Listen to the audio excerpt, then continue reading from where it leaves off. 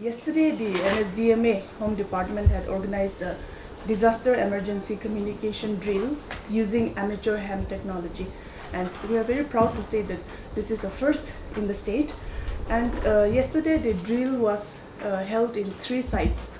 And we had enacted a scenario where tourists got lost in Zuku Valley, and there was no communication, no networks were there, and we had to rescue them using ham technology. So today we are holding a debriefing for that session. Thank you.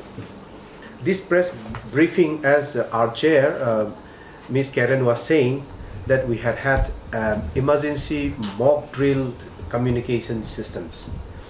Now, in any eventualities, especially in earthquake, if there are bigger magnitude scale, we can expect that the current, very strongly connected networks would certainly go off. And we talked about a radio, we call it walkie-talkie, and that's one channel that we rely on. But there is another channel which is very, very reliable and resilient, and that is called amateur ham radio technology. And yesterday we were conducting the drill using the amateur ham radio technologies. The site that we have identified was at Zeleke, in one point where towards Puilua, there is one picnic spot below the road. If you go down there, you will not find any mobile network. So we went there in order to see that that is the site where the forest fire happens, and we were trying to relate. So good lessons for us. When the team went there, they could not. We were supposed to start the mock exercise by 12 p.m. and when the team 3 went up there, they could not establish the network, and they took 2 hours or 3 hours. By 3 p.m. only they are able to establish a network, communication network, to relay the informations from there to the state emergency operation centers. So we had that drill, which was very lessons learned mock drill. We had also few learnings that we carried along with that mock drill. One is, this is the first of its kind that we have ever done.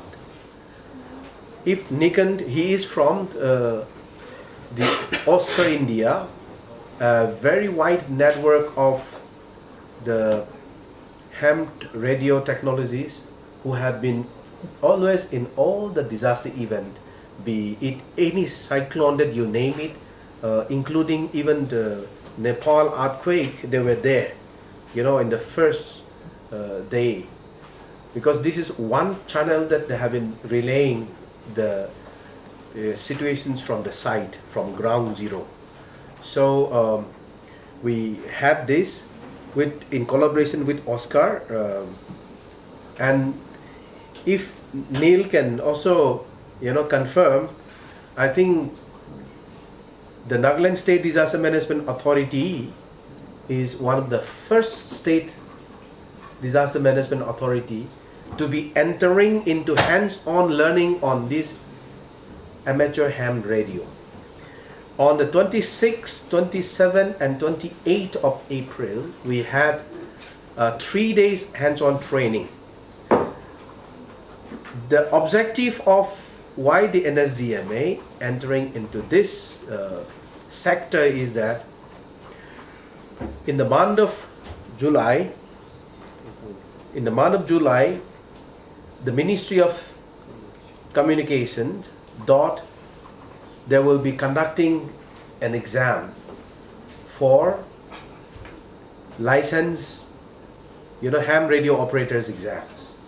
So our objective is that we would like NSDMA officers and staff to be the licensed operator of this ham radio. So the training that we had, the 3-day training, was that the first phase of our officers and staff, we will be writing. The second phase, we are going to come up again. So by the end of this year, I'm told the Ministry of Telecom take only 30 days to declare the result again. So we hope that by August end or by first week of September, we will be having a licensed ham radio operators here within the state disaster management authorities.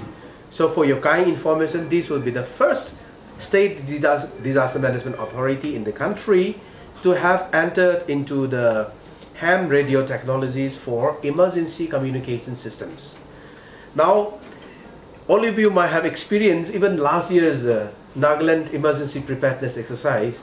Our friend, all of you who are here would really remember that last year's during our emergency preparedness exercise, the statewide mega mock drill also, we simulate earthquake, and we say that all the networks are down, but we find it very difficult to relay and connect to many of the districts. This year we hope that in our drill this year we will be using this ham radio technology, and we hope that we would be able to broadcast. Now the ham radio technology is this is one of the oldest systems of communications. If you remember, as a child we used to be tuning in to Kohima All India Radio channel, and we used to be listening to early news or programs or Western music. Now we are using the same wavelength. Now as an operator, my wavelength will be there, and then I'm broadcasting, and if any radio available in the community, any family, they tune into the same channel, they will be able to listen.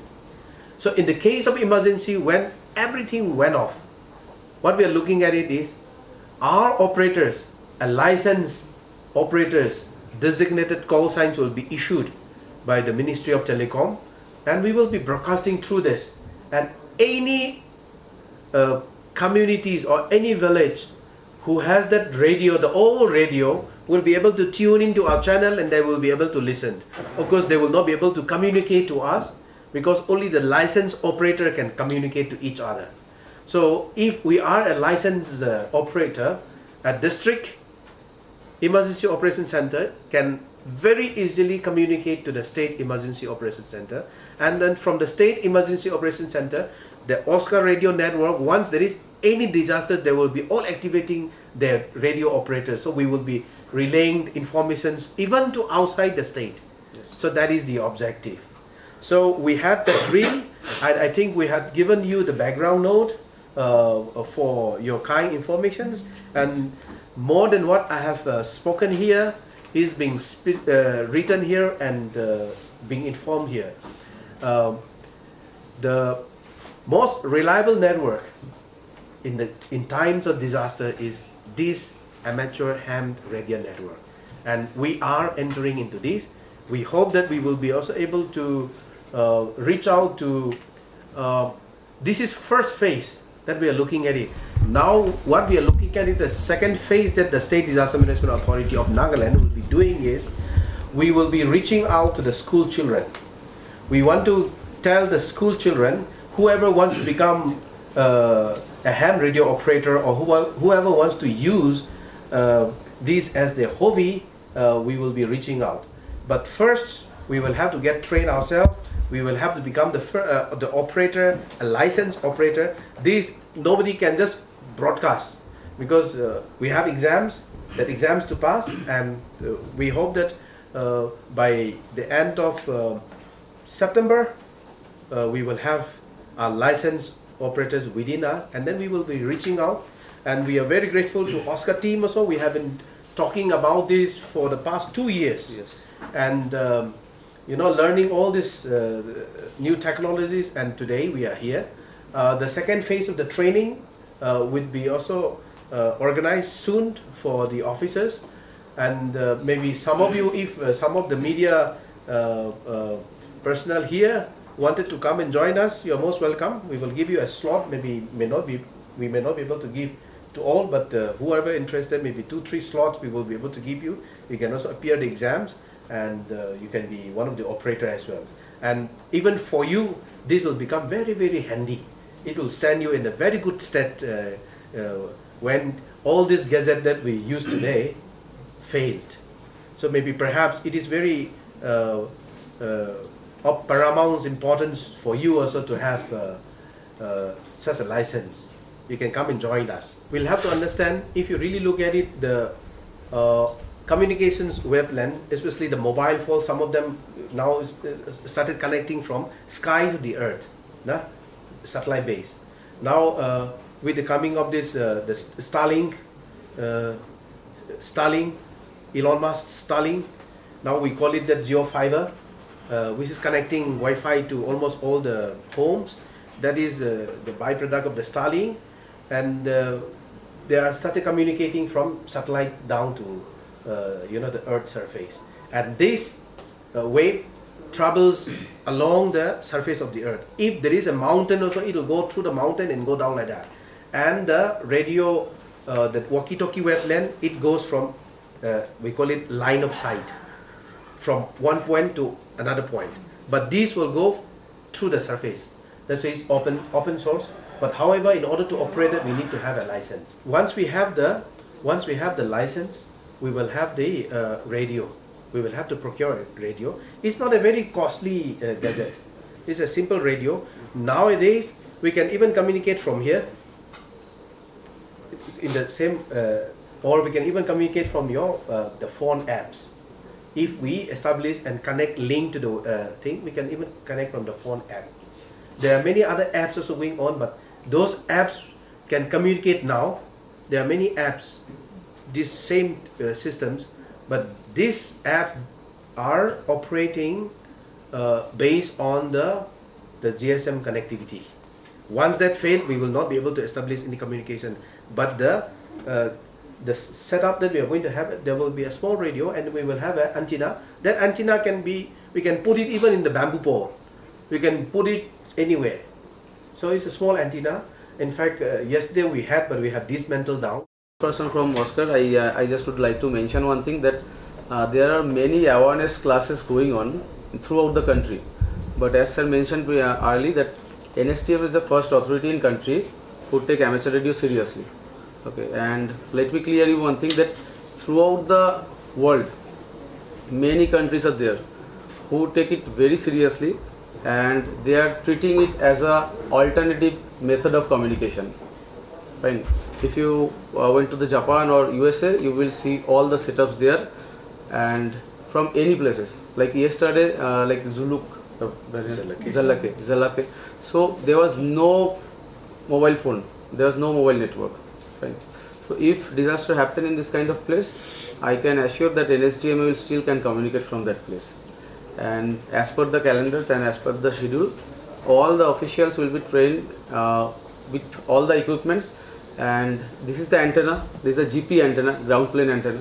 So many antennas are there, depend on the situations and depend on the scenario, we have to change the antenna. So there are many antennas, so they all will be able to build the antenna also. So that's as per the agenda of NSDMA, that all the officials can build the antenna also. If it's needed, they can build it and they can make the setup by their own. Yes, yesterday what happened was, we started the drill by 12 noon. So the team 3 reached there. And since we do not have the mobile network communication there in that particular spot where, the picnic spot, I think all of us have seen that. So we waited and we were communicating, we were relaying this communication from SCOC to here Secretariat, the Station 1. And we are also relaying to Kolkata, to the Oscar operators who are placed in different parts of Kolkata. So we were relaying to it, but we are not able to communicate, establish communication to the team 3. So we are able to communicate to team 3 only at 3 p.m. So which means they were looking into different areas wherever these networks can be linked up. So that's how we are looking at it. So we were able to establish the communications. So today, it is not that this kind of stations we will install permanently anywhere, but one advantage of this is wherever there is an incident, this can go along with us in a small bag and set up the communications and relay back to us. These communication systems will only be using by the operation team or response team only. But for the victim who is there already, DDMA has to come in and then, relay to us. But the victim will not be able to communicate. Now the idea is this, that in case of any eventualities of big magnitude of earthquake, when everything went off, then this is going to come in as the only channel for communications. Until and unless we erect, the mobile tower or any other channels, before we re-establish any damaged communication channel, this will be only channel where we will be communicating. So the team will go there and relay, okay, this many people died, these many houses destroyed, so that only the team will be, after assessment, will be relaying back to us. Not for the victim to communicate to us. She was a school girl. In any eventualities, if anything happened in her house, she will be able to broadcast, and she will be able to receive also. But one has to be the operator, licensed operator, and should have that gazette. That's why we are also reaching out to the school. The license fee is 50 rupees yearly. Okay, and the 20 years license fee is 1000 rupees only.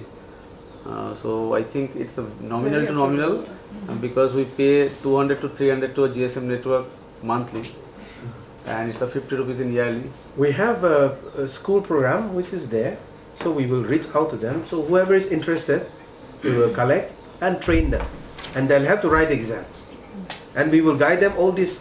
We will be giving a hand-holding guidance or support in all this process. When are you approaching the schools? The school, first we will have to become the master, then we will go. In this year's calendar, schools is not there, but that is in the pipeline. Because we first wanted to have hands-on experience, because they have been using for many years. And it has become so smooth that they can handle anything. So we want to also get into that level yet first. On the 23rd of March, the first event of pre-monsoon hit this Tining and Atibung and that block very badly. Of course, there were other reports also in other districts, but the windstorm and the event was very mild. But many houses were taken down. I think roads were disrupted in Atibung and that block, Tining areas. Jaluki area is not affected.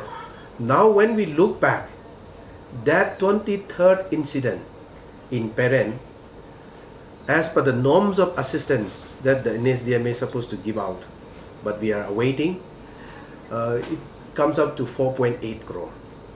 But if you really look at the actual loss on the 23rd, which occurred at Peren, it will come up to around the actual cost of the damage.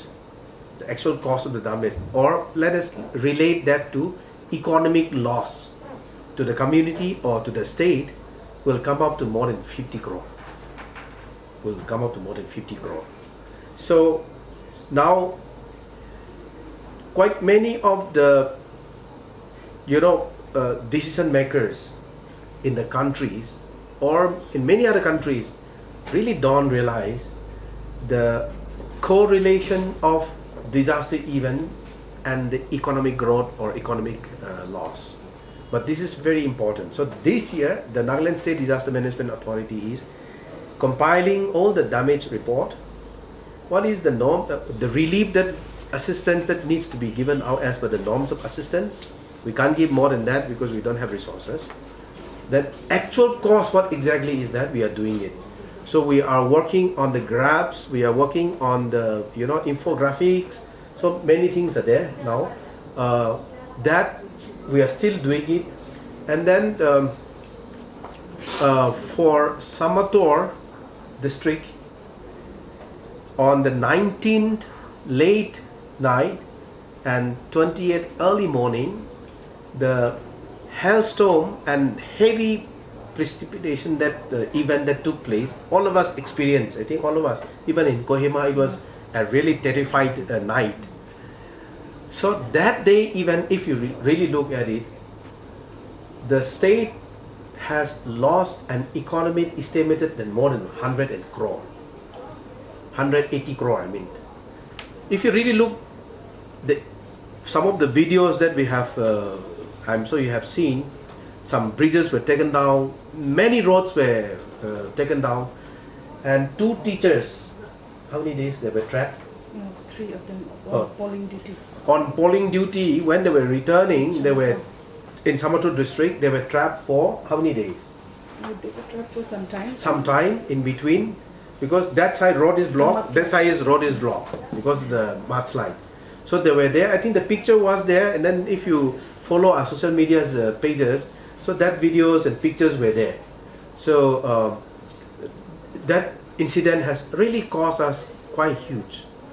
So these are the 2 major incidents pre-monsoon event that have occurred so far, and the frequency of these extreme weather events have increased, and we can also expect the number to increase. The only hope that we have in disaster management, you always use this slogan, nah? We always hope for the best, but we also always prepare for the worst. Nah? So that is the only thing that we are harping on. The event of 23rd and the event of late 19th evening and early 20th April has really caused us. Now if you put that cost together, it will boom up. So now 19th late evening and 20th early morning is a matter of 5 hours. We are looking at from the time that we send out the early warning message SMS to all the mobile users. I think we send out around 10:30, and the event occurs somewhere around 11 o'clock. So if you really look at it, from 10:30 we are looking at 3 o'clock in the morning. So that period, not even half a day, has caused us that economic loss to that extent. So it is something that we need to really do in every developmental work that we do, be it road and bridges building, be it urban development, be it individuals home building. If we have the philosophy of incorporating in all our developmental activities the concept of disaster risk reduction, we will all stand together. But today, if you really look at it, most of the constructions have not built in that disaster risk reduction technologies. If you see the old structures, now the new structures that are coming up, especially the medical college, the present medical college has really looked into the disaster risk reduction components so highly. So each of the development, be it urban, be it road infrastructure, or be it even communication channels, we need to really bring in the concept of disaster risk reduction. That is the only reliable and resilient and sustainable way of looking at things. We already have the Nagaland building bylaws. I think the municipal council, the Department of Municipal Affairs and Urban Development, they are the nodal department. Nagaland State Disaster Management Authority has been part of the special task force group in revising the old Nagaland building bylaws, and that Nagaland building bylaws was I think implementable only in 3 or 4 cities like Kohima, Mokokchung, Dimapur those days. But the present status, we will have to really go to the nodal department and get the right informations there. For your kind informations, I think Department of Fire and Emergency Services, we have the Nagaland Fire Emergencies Act, which is already there, and their enforcement is already on now. So incorporating fire safety in all the new structures has become a mandatory thing now. And that is not only for the sake of, policies, but it is for the safety of humanity. It is not for the sake of the policies, but for the safety of humanity.